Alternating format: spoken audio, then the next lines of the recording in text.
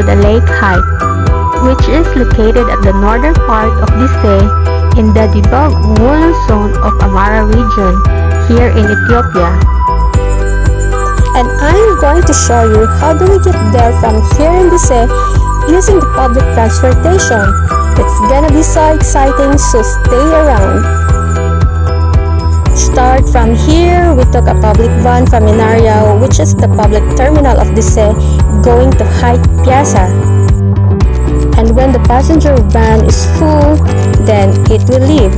The fare will bear each person.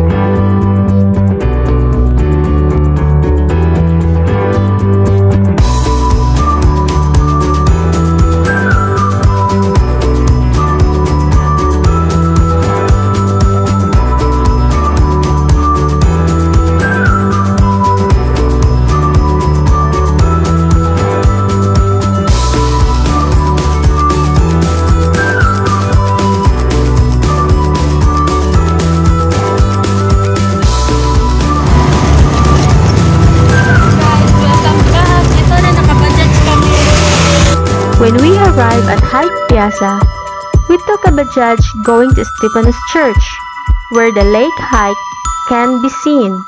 The bajaj can fit with 5 persons, and when it's full, then here it is. We are so crowded, but I enjoy. The fare will cost 10 ber each person. Ganito kami ganito yung travel. Ganito yung journey namin papuntang Hite Lake. Mag-bajaj, tapos katabi mo bajaj, close na kayo, friendship kayo. Ayan. Feeling close kasi wala ibang, ito lang yung transportation dito papunta sa lugar na to.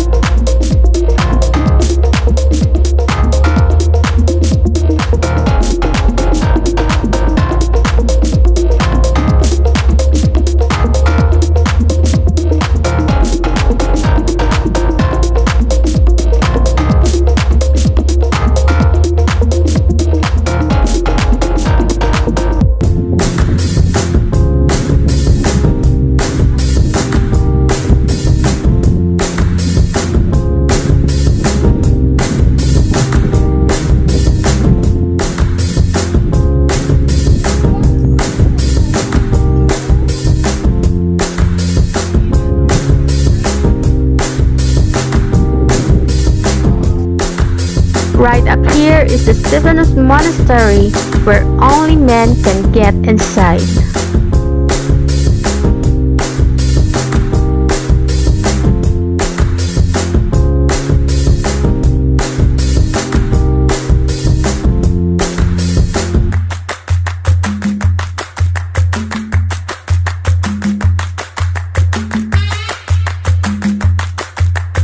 Headed to the lake side of Haiko.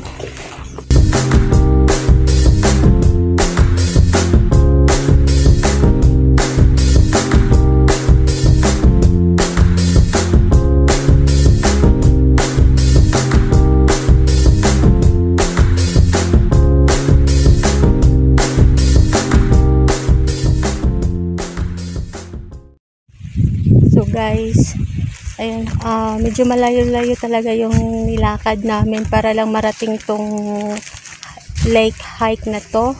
At saka ngayon, ayan, tingnan niyo naman yung view. Malawak siya. Ayan, at saka ano, naghahanap kami ngayon ng pwede makainan. Naghahanap kami ng pwede naming mapag-stayhan, yung ano lang, pwede namin maupuan para lang makakain. Kasi kita nyo naman yung paligid is wala talaga, malayo siya sa resort, wala talaga resort dito, kundi ano talaga, bukid at saka lake at saka may mga halaman pa, mga pananim ng mga magsasaka. Ayan. So ngayon, hanap muna kami ng pwede naming mapagpermihan para makakain na kasi gutom na rin. Kanina pa kami paikot-ikot pa picture. Tsaka ayun na, andun na yung mga kasama ko, nakahanap na sila ng pwede kain na. Ayan na. Ayan na, dito na kami kakain. Nakahanap na rin kami ng ng place kung saan kami pwedeng kumain. Ganito lang yung namin, para kami nagpipiknik. Ayan, di ba? Hindi, maganyan din ako. So, ito yung pagkain natin. Uy, oil ito. Oy. May tubig na. Ito, lechon belly to eh. Diba? So, Yun lang ang kaya namin. Yan lang? Clear yung tubig. So, ayan guys, after naming dumaan sa mga taniman, dumaan muna kami sa mga may bakahan. Ngayon naman, yung dadaanan namin sagingan. Oh no! So, hanggang saan ba tayo? Hanggang saan ba aabot ang ating paglalakad? Continue lang. O, ayan. Sana abot ang 30 pesos. Sana.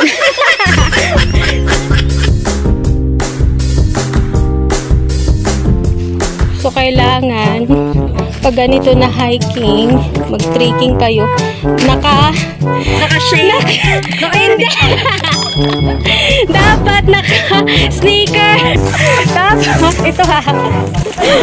Dapat naka-shades. Ayan. O, sino dito walang shades? Ito. May shades to. Tapos, dapat pack bag. Anong dala mo, te? Handbag. Ang social ni madam. Last time kasi nagbangka kami. Kaya wala lang ba? Ang social naman ito. Tapos, tingnan mo naman yung dinadaanan. Bato-bato. Mabato. O, diba? Saan ka? Saan ka? In Ethiopia.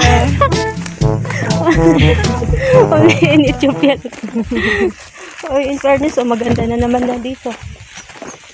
So, hindi ko alam anong itsura ng hotel na o restaurant na pupunta namin. I have no idea saan kami pupunta. It's my first time to be here. So, ang daming adventure.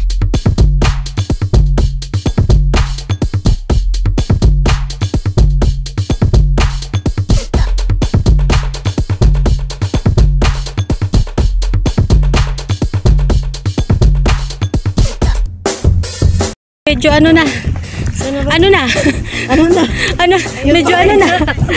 naghahanap pa rin kami ng restaurant, hinahanap pa rin namin restaurant.